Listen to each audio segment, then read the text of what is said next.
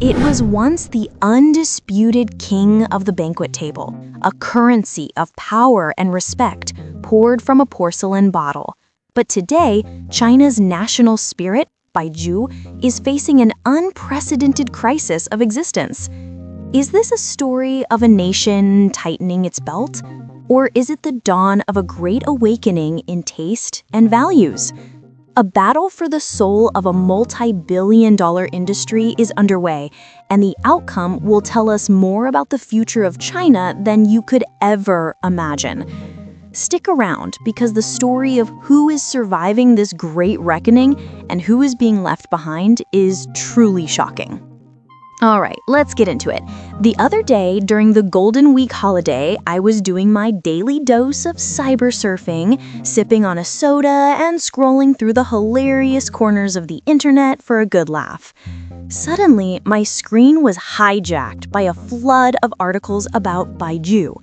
The headlines were screaming, "National Day sales collapse, Baijiu's peak season hits a Waterloo."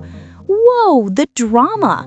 You'd think Baijiu companies had collectively given up and decided to get into the shared bike business, judging by how pathetic they all sounded. Now, as a professional observer of things, my first instinct wasn't to join the chorus crying, "Baijiu is dead." Instead, I wanted to dig into the data to see what was really going on, and more importantly, to see who, as the saying goes, would be caught swimming naked when the tide went out. What I found was staggering. Many reports confirmed that this holiday season was a bloodbath for the Baijiu market. Distributors were reporting sales drops of 20 to 30% compared to last year. But here's the truly insane metric, something called inventory turnover days. The industry average has now stretched to almost 900 days. Do you understand what that means? It means that from the moment a bottle of Baijiu enters a warehouse, it takes on average 2.5 years for it to be sold. That's long enough to get a master's degree.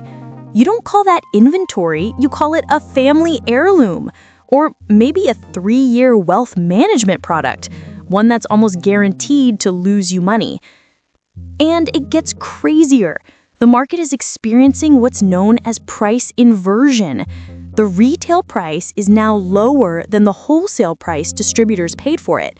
They are literally losing money on every bottle sold.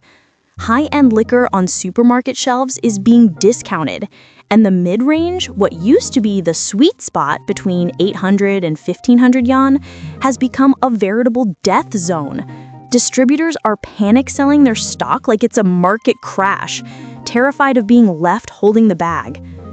So you're probably thinking the entire industry is about to go belly up, right? That they're all about to pivot to live streaming and tearfully hawking their wares. But this is where the real world defies the simple narrative. While most of the industry was crying, the wholesale price of the undisputed king, Maotai, actually stabilized. In fact, in some places, their sales increased year on year. It's like the entire class failed the final exam, with weeping and gnashing of teeth everywhere, but the star student, Maotai, not only got a perfect score, but felt the test was a little too easy. This stark contrast tells us one fundamental truth. It's not that Baijiu is dead, it's that the wrong kind of Baijiu is dying. The entire industry isn't falling from grace, it's experiencing a brutal zero-gravity tumble from a pedestal built on financial speculation and social obligation, crashing down into the real world of actual consumer choice. So the big question is why? Why is this industry, which seemed invincible for decades, suddenly in a freefall? It's because the 3 pillars that held it up for so long are crumbling simultaneously. The first and most important pillar was what we call face consumption. For generations, Baijiu wasn't just a drink. It was a form of social currency, the essential lubricant for business and bureaucracy. Deals worth millions were often sealed between toasts. Need a favor? 2 bottles of good Baijiu were more effective than 1,000 well-chosen words. But that game is over. On one hand, government austerity measures are cutting deeper than ever, making extravagant, publicly funded banquets a thing of the past. On the other, in a tight economy, businesses are scrutinizing every penny. Can a boss justify spending thousands on a few bottles of liquor just to watch his partners perform a loyalty pledge at the dinner table? The math just doesn't add up anymore. The old formula, get them drunk and the deal is done, has changed. Now you can drink yourself into bankruptcy and the deal still might not happen. That uncertainty has scared off every smart business person. The second collapsing pillar is generational inheritance. Simply put, the old guard who drank Baijiu are aging out, and the new generation wants nothing to do with it. The data is heartbreaking for the industry. Only 12% of consumers born after 1995 will proactively choose to drink Baijiu. And it's not that they don't get it, it's that they fundamentally reject it. They see it as having several critical bugs. It's unhealthy. The WHO classifies alcohol as a group 1 carcinogen. It's high in empty calories, and it gives you a killer hangover, thanks to compounds like fusel oils that are far more toxic than ethanol itself. This flies in the face of a generation that reads ingredient labels and believes in clean living. The third collapsing pillar is the toxic drinking culture itself. The old banquet host was a meticulous, high-stakes power play.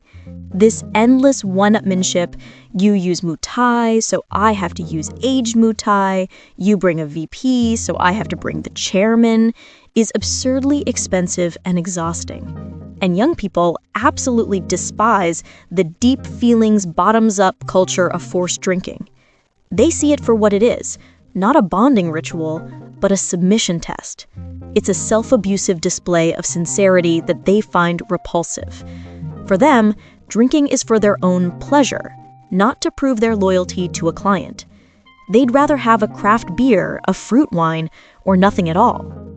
When your main customer base no longer sees your product as a social tool, its massive price premium evaporates overnight. Of course, the Baijiu makers aren't just sitting back and watching their world burn. They're trying to save themselves in some truly fascinating ways. The first move is to lower the barrier to entry by making lower alcohol products. Even the mighty Mutai has launched a 38-proof version. The logic is, if young people find it too harsh, let's make it smoother. But this begs the question, is the high alcohol content really the problem, or is it the taste and the entire culture they reject? The second move is crossover marketing chaos. And again, Mutai is the star player. First, they teamed up with Luckin Coffee to create a sauce aroma latte that sold over 100 million cups. Then they opened their own convenience stores. This isn't about selling product, it's about marketing and staying relevant. It's a bit like watching a distinguished old man in a suit suddenly start breakdancing in front of you. You might not buy his suit, but you'll definitely remember him and post a video of it. It's a strategy born from a deep, existential anxiety about being forgotten by time.